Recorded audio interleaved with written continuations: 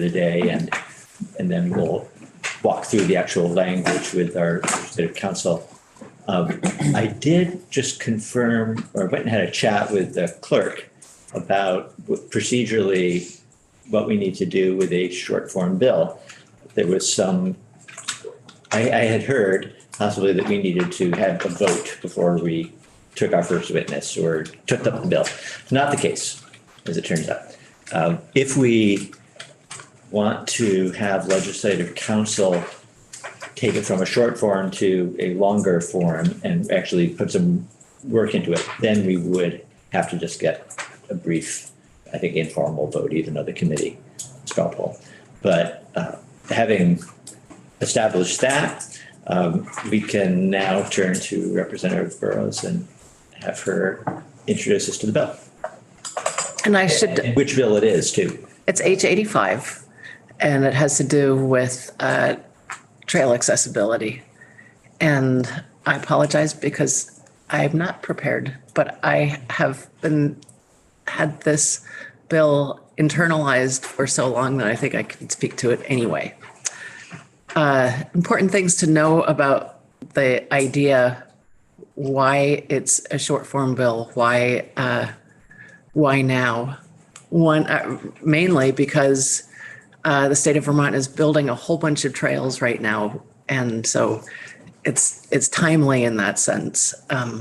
While new trails are being built, and you're considering all of the people who are going to be able to enjoy the new trails in so many different respects, please consider all of the people who might be able to enjoy the trails. The story for me goes back to the late 80s, actually, when as a younger person, I enjoyed a 5-mile long plank trail walk through the Olympic National Forest. And that experience has stuck with me for all these many years because it's the only experience I had had until then, and one of the only experiences I've had since then, where I could have the same, what do they call it, forest bath that everybody else had. Contrasting that with the either trip from the parking lot 100 feet down or really inaccessible trails that I don't consider myself to be very disabled, but I can't do trails really. So there's that. But also we have to consider, and this is a very easy way to take into account our aging population and the degree to which outdoor activities improve health outcomes, which of course reduce costs.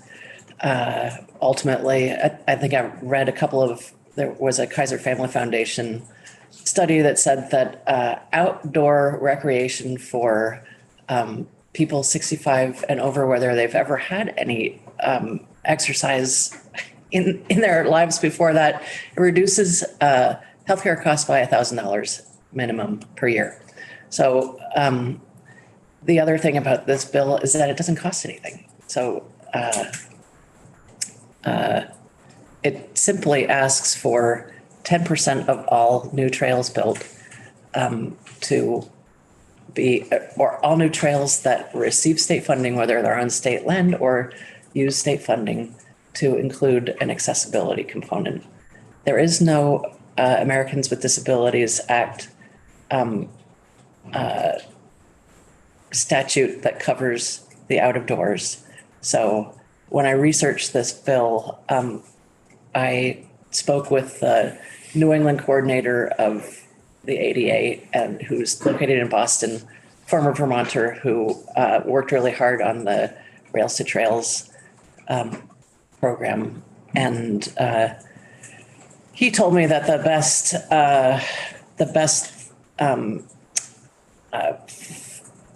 regulations that he knew of that would, and of course I know that you know way more about this than I do, so I'm not.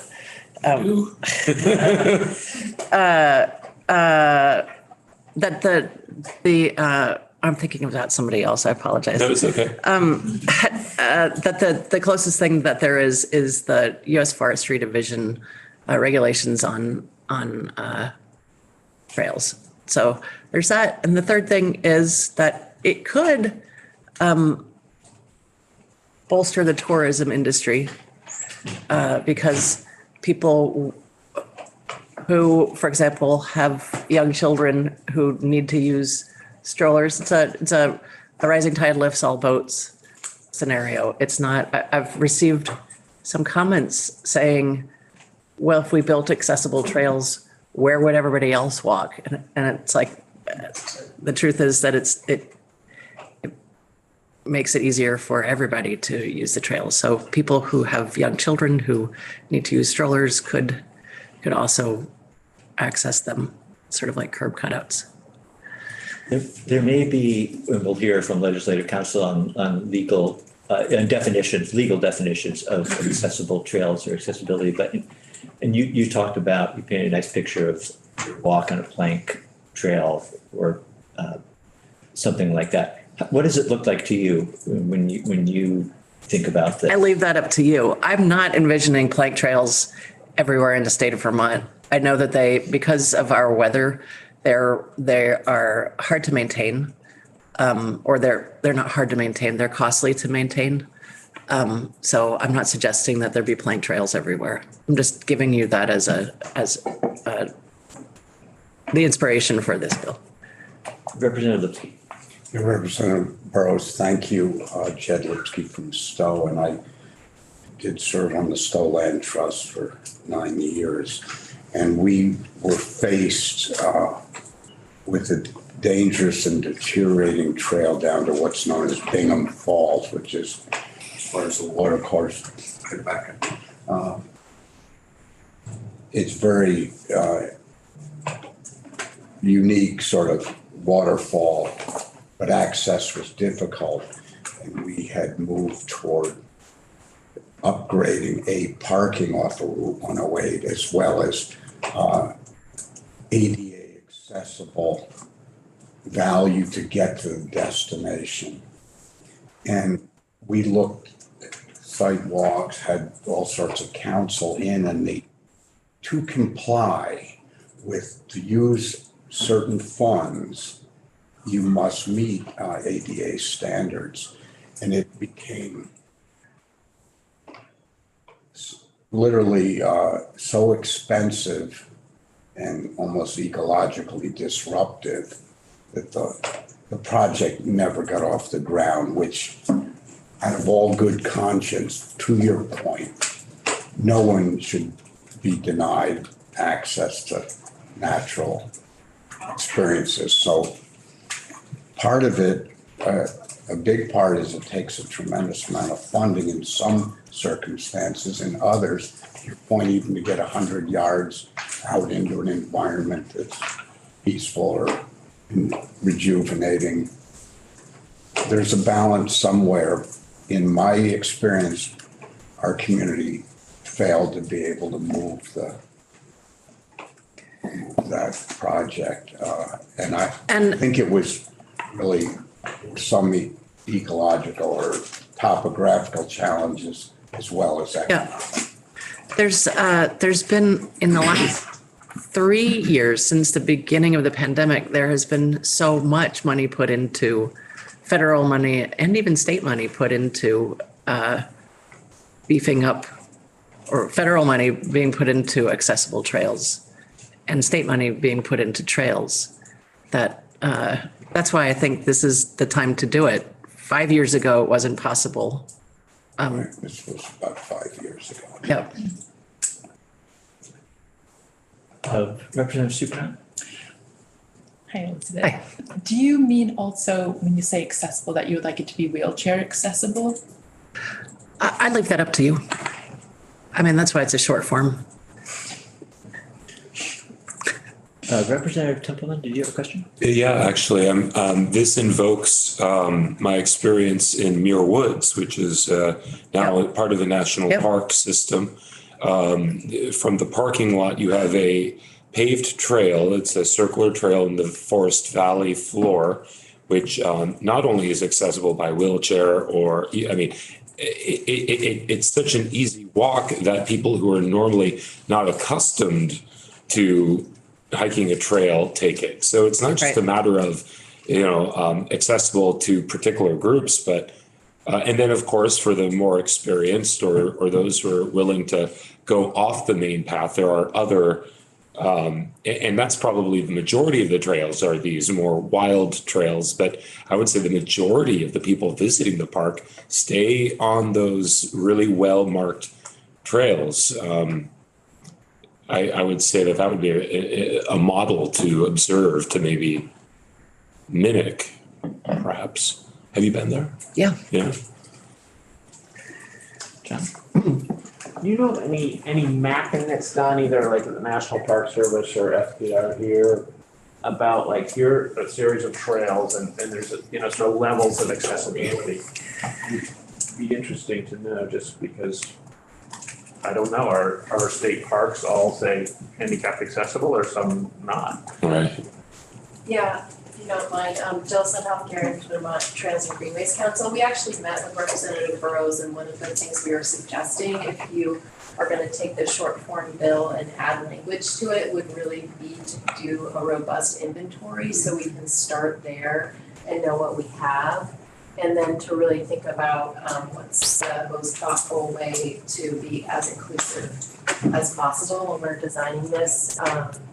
And so that's just where we were talking about with Representative Burrows to start with that inventory. So Representative Levitt, I think, may have her hand up. I do. Just a quick question. I think I love the idea of making trails more accessible. What I've heard from my friends with a variety of different handicaps and inabilities and for walking is getting from the parking lot, the parking area to the trail. And I think that's something that I don't know how we address that, but that does seem to be a problem for a lot of my friends. Okay, good point.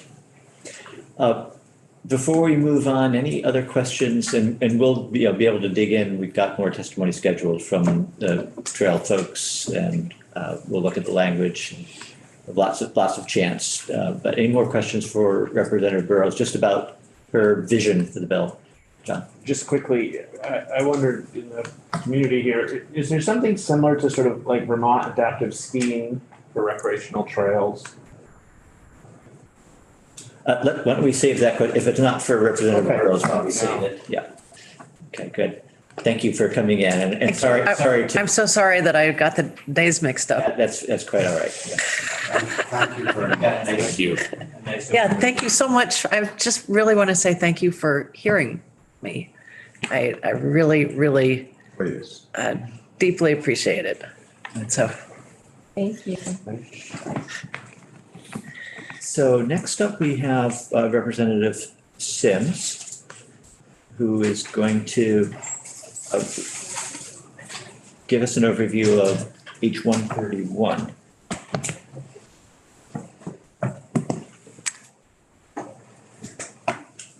Hi, friends. Good morning. Glad to be here on Recreation Day. And thanks for the opportunity to talk with you all. I'm Representative Catherine Sims from Orleans 4, and here to talk about another short form bill related to outdoor rec, H-131, which is an act relating to the creation of the Green Mountain Recreation Fund. And so my interest in this topic really came when we were doing the forest economy learning journey in the fall, I think, of 2021. We visited sawmills and logging sites all over the state. And we also stopped at a number of places to learn more about the recreation economy and how important that is for supporting and enhancing forests here in Vermont. And as you can imagine, we heard a lot about how the demand for outdoor recreation has really risen, dramatically over the last decade, and that, Vermont has really become an epicenter for folks to access outdoor recreation, and that's led to an increase in trail use, which is great for all the folks who use trails, for the health benefits, and also for economic development, especially in our small rural communities. And, with that increased use and demand comes an increased responsibility to maintain and steward our trails so that they can continue to be, the asset that provides access to the outdoors and economic development benefits to our communities. While a lot of our trails are on private land, there are really important stewardship organizations and responsibilities for FPR in helping support that robust trail network that's being built all across the state. And that job is kind of grown beyond the current capacity of the Vermont Trail System, FPR, and the existing resources that we've built a lot of amazing trails. And now as we shift towards stewardship, there are growing needs. And so that's the idea behind this short form bill, to establish the Green Mountain Rec Fund as a sustainable long-term source of funding to support not only trail development, but stewardship and the organizational capacity needed to effectively steward and manage these resources. And to give credit where credit is due, this idea came from former Commissioner Mike Snyder of FPR after, doing this work and being in community, listening to all the key stakeholders around this, the topic of outdoor recreation for a long time. And so the fund would do a couple of things. It would, or it could, as you all maybe consider exploring it, become an umbrella where the existing VOREC grants, that help support new trails are housed under this umbrella, but also creating a new category of grants for nonprofits to help support organizational capacity and development and sort of stewardship of trails, so that we're not only building new trails, but we're maintaining existing ones. And then it would also be an opportunity to expand the capacity of the organizations to help coordinate and support the Vermont Trail Network. So right now, there are a number of different partners doing this work, including FPR, Forest Parks and Rec, has responsibilities around managing and supporting recreational assets. There's a Vermont Trail System, which is sort of the umbrella name for supporting all of the different trails that exist. And then there's the Vermont Trails and Greenways Council, an independent advisory body that advises FPR. And so there's, all the town forests, there's the nonprofits like Kingdom Trails, there's the trail system that everyone's a part of, there's the council that's advising FPR. So there are a lot of different players at the table. And I think what I'm hearing from many of them is that, there are capacity challenges, and that if we want to do this work well, long into the future, there needs to be more capacity to do this work. So the fund, the Green Mountain Fund, would provide grants to develop new trails, to steward them, and to also add one full-time staff person at the Vermont Trails and Greenways Council who would help support all the members of the Vermont Trail System, the Trails and Greenways meetings, technical assistance to all those members, so that the volunteers who are building out the bike trail in the town forest have access to the technology, technical advice and best management practices that they need to do that trail work well. It would also support a full-time staff person at FBR to help support the membership of the trail system, ensure that everyone is kind of complying with the best management practices, providing support to the Trails and Greenways Council and technical assistance. And then it would also add a full-time staff position at FPR to manage the fund and the grant administration related to that. And the fund would be funded by or as contemplated in the short form bill, would be funded with a 5% of the existing tax on the gallonage sale of malt and Venus beverages, so our liquor tax. So a portion of that liquor tax would be used to help support the long-term management and stewardship of our trails. So our goal here, sort of recognizing and supporting the important role that recreation plays in our Vermont economy and ensuring that we have the resources to steward and the capacity to steward those resources well into the future. Happy to answer any questions. Representative Green. So the tax on alcohol, is that, I'm sure that money is already being used. What would you? Yeah, so my understanding is that is general fund dollars now. And this would be designating a small portion of that for a specific use here. And I think the connection would be that, access to trails benefits our health and well-being, and that, using some of the tax on liquor to help benefit the health and wellness of our communities would be the kind of philosophical connection there. So I understand that part, but even if it's general fund money, it's probably being used for something. And take some away, gotta find funding for something. And yeah, those are the tensions that we're always balancing all the time. I know that.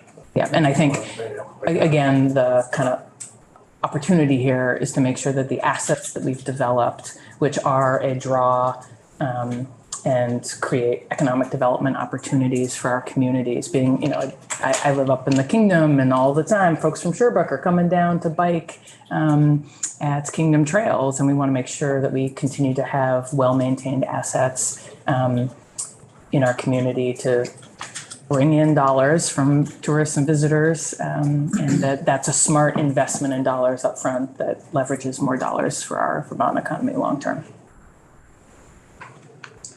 Representative Lipsky. Yeah, Representative Sims, I really appreciate your vision. Were you articulating that there would be 3 new full-time employees in forest parks and recreation? So two at FPR and one at the Vermont Trails and Greenways Council, which right now is a kind of membership or it's an advisory group to FPR that does not have any staff capacity. And we hear from those folks that, there is an important opportunity and role to play in coordinating all of the disparate recreation partners who are doing really incredible things on the ground. But right now we're asking that to be all volunteers, right. And that so needs more support. There's some people sitting on the wings of this committee room that are deeply engaged in some of these initiatives. A guy named Nick, Harry Hill. Have you counseled with some of those leaders on Yes, so thank you for prompting me to say what I did not say. I said this, I gave credit to Snyder for this idea, right, but have worked with both FPR and the Vermont Trails and Greenways Council to develop this concept and bring forward what I believe is a consensus vision for how this might play out. But I would encourage you to invite them all to provide testimony on this topic. Well, I thank you. I was hoping. Yeah.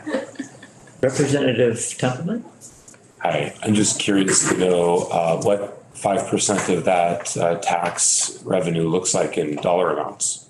Oh, man. I knew that number back in December of this past year when I was working on this bill. I believe we did some math and determined what we thought the fund needed to support the positions and a sufficiently sized grant program, and backed our way into that 5%. Okay, so you work backwards to get there. Yep. Very and, good. So this would cover all of the needs that are described. I think it would support the current vision for this plan. Very good. I'm not sure. I'll leave it to others to decide whether that sufficiently covers the need or not. Hey, Representative O'Brien. What's a greenway as opposed to a trail? We did go back and forth about whether continuing, so that is the current name of the council. I do not know the history about how it was arrived at, and we went back and forth about whether that continues to be the right name or not, and decided to save that for another day. But I might encourage you to ask the other stakeholders where that name came from and what it means. That's interesting what you bring up about town forest, because even class 4 roads or 3 roads in municipalities, right, are often trails or connecting trails. So Representative Sims, just looking, and I think you did mention this, but I just wanted to highlight, so the bill envisions funding 3 positions with that 5%, but also funding, creating grants. So Yeah, so some of that money would be granted out. yeah, and so I would think that the focus here is creating long-term dedicated funding. And I sort of mentioned that there's the VPS and FBR and the Trails and Greenways Council, and there's also VORAC. And I think, at least as initially contemplated in this short form bill, this is an opportunity to sort of like bring all those players together, sufficiently add capacity, bring all the grant programs together under sort of one outdoor recreation umbrella, so that we're building new trails and we're also maintaining the ones that we have. And I did find the email about the gallonage taxes. Sorry, I'm gonna have to do some quick math here. I think it was like sorry.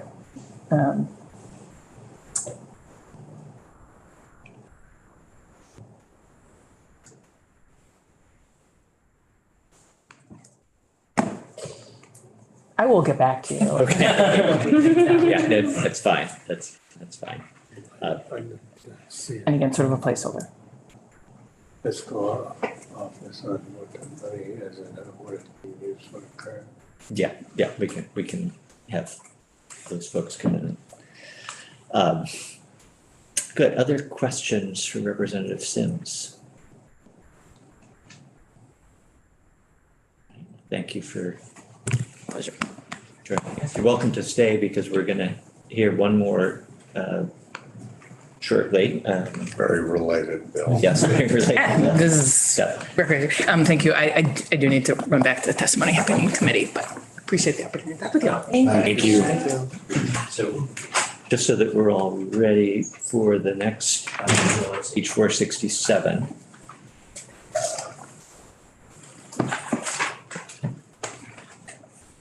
Chairman, just a comment, and knowing that Becca Washburn and Nick are here, we conserved it, half a century ago along the West River Valley.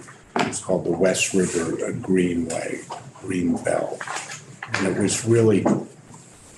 was open for sort of trails and trail access along the river.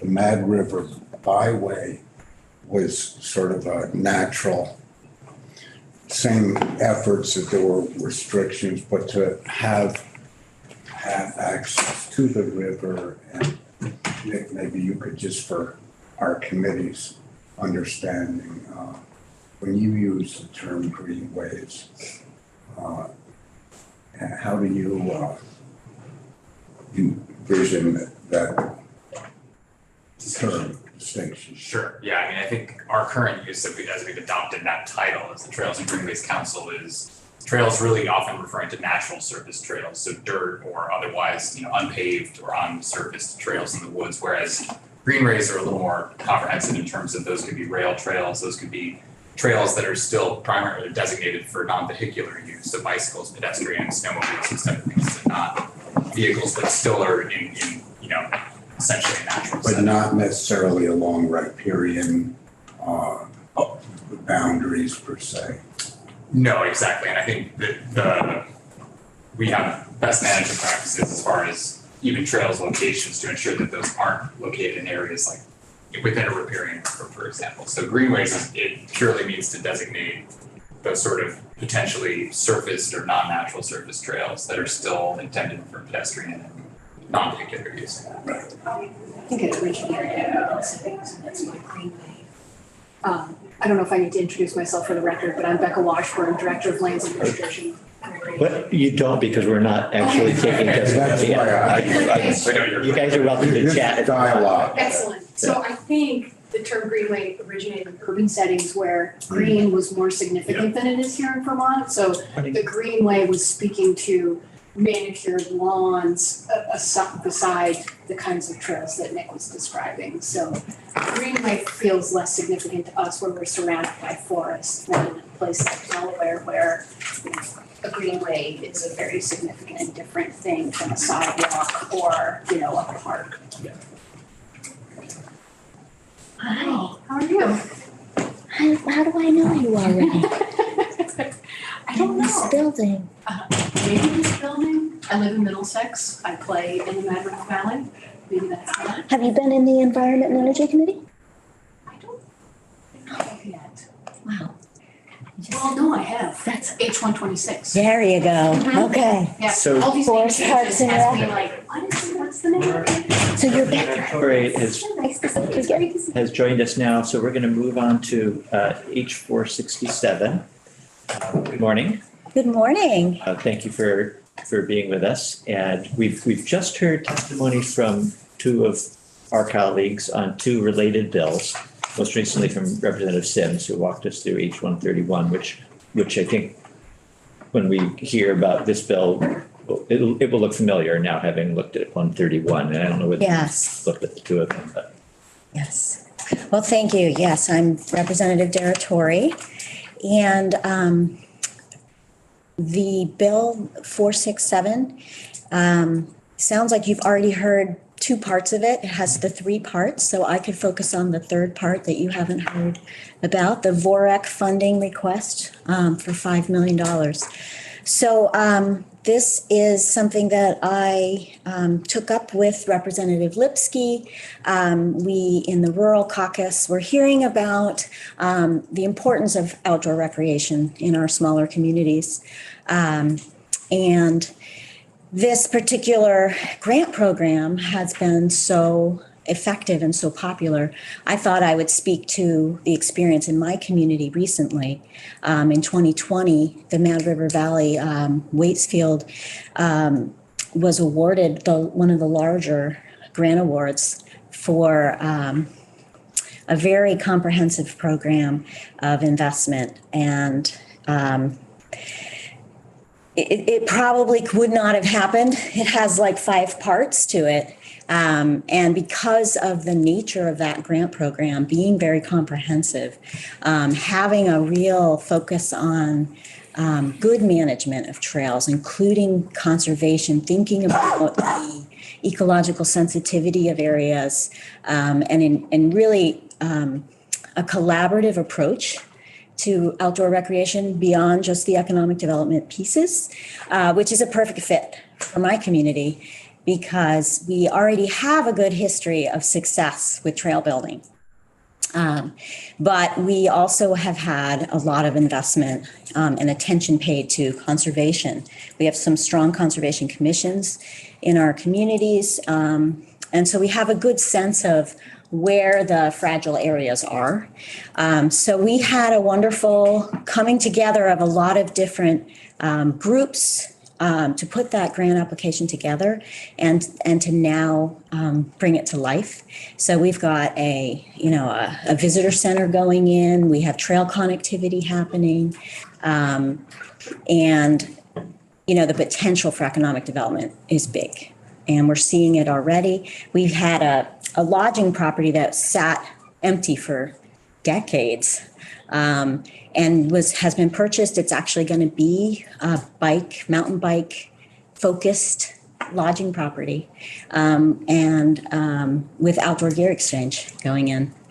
So there's just a lot of amazing investment happening around trails and biking in particular. And what I love about this program is that it has the 5 pillars that really looks at a lot of different things like trail accessibility, which is also a focus of this bill. And you heard about that from Representative Burrows. And an equity piece. The location of this trail network is close to some low-income housing in our community.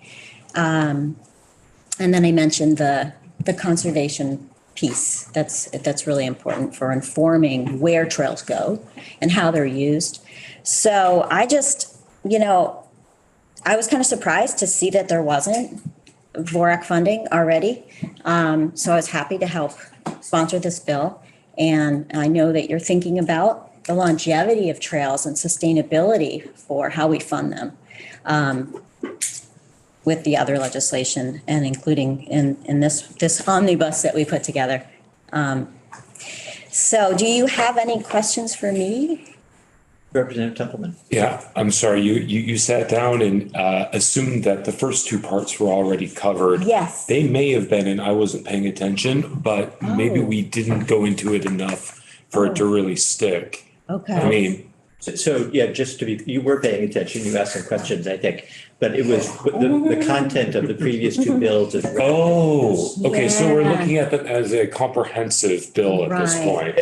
Well, let's be sure that I've got that right. You do have that right. And there's no change. What we did was we took all the three recreation related bills that members of the Rural Caucus had been working on and put them together. And that's what What this bill is. Okay. But since you've already heard about the other two parts, I thought I'd focus on the VORAC funding piece. No, I understand now. Thank you very much. Yes.